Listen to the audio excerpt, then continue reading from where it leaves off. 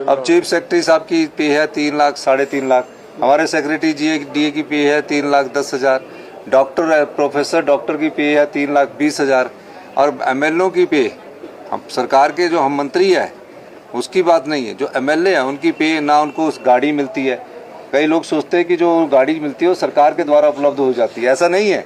वो लोन उठा के गाड़ी उठाते हैं, फिर उसमें जो ड्राइवर रखते हैं वो भी सरकार का नहीं होता, वो भी वो अपना उसमें अपने पैसे से जो उनको सैलरी और वेतन मिलता है उसी से देते हैं, अपने मकान का किराया उसमें से देते हैं। और हमने एक और कार्य किया है कि हमने कहा कि जब आम आदमी बिजली का बिल देता है तो आपके बिजली के भत्ते भी बंद कर दिए, उनके पानी के भत्ते भी बंद कर दिए और टेलीफोन का भत्ता भी हमने माननीयों का बंद कर दिया। तकरीबन 30,000 के उनके भत्ते बंद किए। तो अगर इन्फ्लेशन के हिसाब से देखा जाए तो कोई ज़्यादा बढ़ोतरी नहीं हुई है। कई विधायकों का, सत्ता पक्ष और विपक्ष का कहना था कि हमारे को भी किसी का स्केल तो दे दो, कि हमें कम से कम सेक्रेटरी का स्केल दे दो।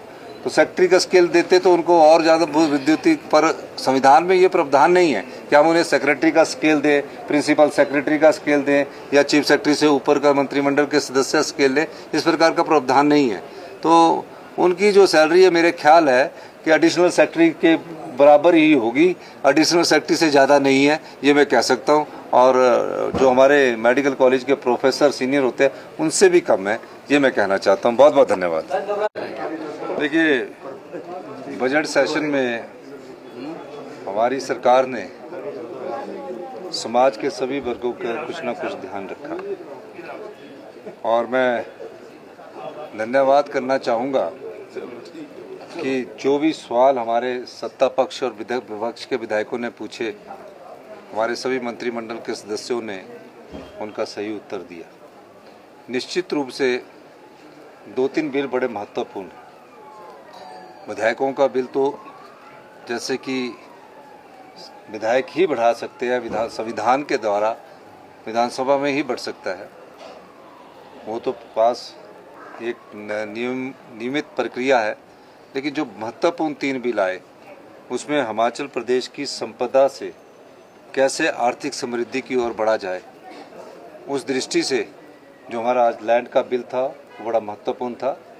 प्रॉपर्टी में हमारा किस प्रकार हम अपना लैंड रेवेन्यू जनरेट कर सकते हैं, उस दृष्टि से ये बहुत महत्वपूर्ण बिल था। और मैंने सदन के अंदर भी जब माननीय मंत्री जी उत्तर दे रहे थे तो उनसे पहले मैंने ये कहा कि तकरीबन 500 से 1,000 करोड़ रुपया इस वित्तीय वर्ष में हम उससे इकट्ठा करने की कोशिश करेंगे।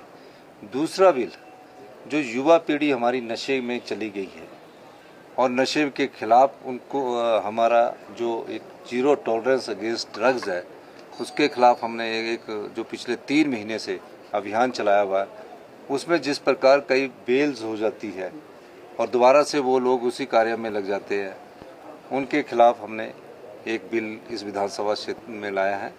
ऑर्गेनाइज क्राइम का बिल हमने इस विधानसभा में लाया है, जिसमें मृत्यु दंड का प्रावधान किया है, 10 साल की सज़ा का प्रावधान किया है। इसलिए ये बड़ा ऐतिहासिक सत्र था। इस ऐतिहासिक सत्र में जो महत्वपूर्ण बदलाव हम बिल लेकर आए हैं, जो अभी एक्ट का रूप धारण करेंगे, उसके बाद आप देखना कि जो नशे के कारोबारों में जो अभी 30% की कमी आई है, आने वाले समय में इसमें बहुत अधिक कमी आएगी। और जो ये गोलीबारी की घटना हो रही है, हायर करके जो लोग लाए जा रहे हैं, इनके खिलाफ जो ऑर्गेनाइज क्राइम का हमने बिल लाया है उसमें काफ़ी बड़ी पावर दी गई है और निश्चित तौर पर पुलिस के हाथ उससे मजबूत होंगे। और जो इस प्रकार के धंधे में सम्मिलित लोग हैं, ड्रग्स की सप्लाई कर रहे हैं, ड्रग्स में बच्चों को डाल रहे हैं, उनके खिलाफ हमारी सरकार कटिबद्ध है कि हम सख्त से सख्त कार्रवाई करें। और बच्चों को कैसे रिहेबिलिटेशन में लाया जाए, जो नशे में पड़े हैं, उनके लिए भी हमारी सरकार ने इस विधानसभा सत्र में एक योजना लेकर आए हैं। तो मैं सभी पत्रकार बंधुओं का भी धन्यवाद करता हूं और सभी साथियों को भी धन्यवाद करता हूं कि आपका सहयोग पूर्ण हमें मिलता रहा है। धन्यों के में 24-25% या इससे थोड़ी ज़्यादा हुई होगी। और उसकी जो मान्यों के जो भत्ते हैं वो 9 साल से नहीं बढ़े थे। और ये भत्ते इसलिए चर्चा में आते हैं क्योंकि इसके लिए सरकार नहीं कुछ कर सकती। हम तो सरकार है, जो मंत्रिमंडल के सदस्य है वो विधानसभा में ही लाना पड़ता है, 9 साल के बाद बिल आता है। अब चीफ सेक्रेटरी साहब की पे है 3 लाख 3.5 लाख, हमारे सेक्रेटरी डीए की पे है 3,10,000, डॉक्टर है, प्रोफेसर डॉक्टर की पे है 3,20,000 और एमएलओ की पे, हम सरकार के जो हम मंत्री है उसकी बात नहीं है, जो एमएलए है उनकी पे ना उनको उस गाड़ी मिलती है। कई लोग सोचते हैं कि जो गाड़ी मिलती है वो सरकार के द्वारा उपलब्ध हो जाती है, ऐसा नहीं है।